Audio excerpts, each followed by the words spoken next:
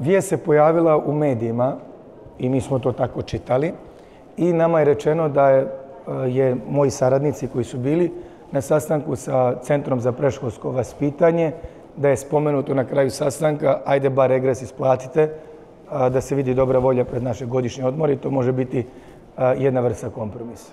Onda su svi mediji poslije par sati počeli da tako izvještavaju i mi smo to pripremili da uplatimo regres i evo danas kada je došlo doslovno do entera da se stisne prevedeno taster koji treba da uplati za 300 i više radnika regres, onda odjednom kažu pa vidite to nama pripada, to nije nikakav kompromis, mi to nećemo.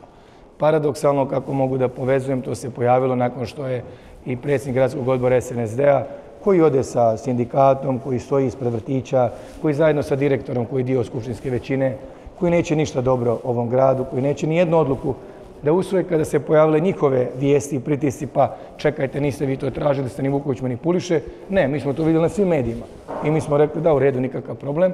Međutim, oni kažu da danas to nije rješenje. Poštujemo, dobro, nije rješenje, vi nastavite svoje, radite ako mislite da trebate.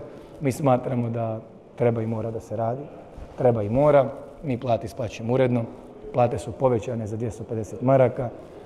Mi smatramo da je korektno i fair prema svim radnicima gradskih ustanova, gradske uprave da plate kad se povećavaju, da se steknu uslovi za sve, da je diskriminacija bilo kome povećati, da je svaki radnik na svoj način važan, bez inženjera nema mostova, bez vaspitača nema djece koja se školuju, bez naših radnika u Centru socijalni rad nema milijarde drugih slučajeva, bez sportskih radnika nema sporta i čega vi da se odreknete i kako da neke stavite na pijedestal, a druge ne. Onda imate naše ljude koji se bave zaštitom, zdravstvenom i tako dalje, pa zdravlje je sve na svijetu, kako njima ne i kako dalje i tako dalje. Prema tome, ako idete u tom pravcu, za par posto vam treba par miliona, za 20% svim radnicima treba vam 10 miliona, to nije tako lako, potrebno je vrijeme.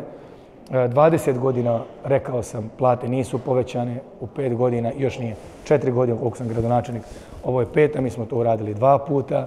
Nijednom radnici nisu štrajkovali, nijednom nisu govorili Socijalističkoj partiji, SNSD-u, bilo kome i paradoksalno danas ide štrajk protiv onih, doslovno, koji su radili najviše.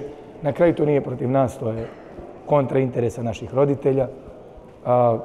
Plate u Centru za predškolsko vaspitanje su danas zvanično veće nego u privatnim vrtićima. Tako da ja koliko znam, svaki radnik, bar se s tim stalno susrećem, svaki radnik privatnih vrtića svaki dan moli za sve mogućnosti samo da dođe do Centra za predškolsko zbog plata i uslova. A onda vamo isto ljudi nisu tako zadovoljni. Mi znamo da treba više, mi to ne sporimo, ali postoji vrijeme, postoji okolnosti, postoji sve. Tako da danas zvanično od sindikata ide da nije ono rješenje što se pojavilo kao rješenje u medijima. U redu, onda je neko nas izmanipulisao, onda su ili mediji, ili ovi, ili oni, mi to ne znamo, mi smo imali dobru volju, mi smo to sve pripremili, ali evo, neka svako naravno se ponaša onako kako treba. Mi smo spremni da uplatimo regres, da im poželimo srećne godišnje odmore kada se vrate, ali danas u ovom trenutku oni kažu da to nije rješenje.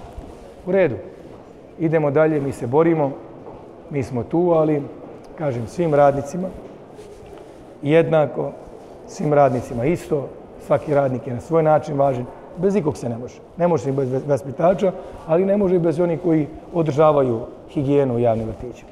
Da li će neko reći da je važniji, manje, više? Svi mi negdje sebe kvalifikujemo kao najvažniji. I to je lijep osjećaj za svakog, ali bez bilo koga u lancu se ne može.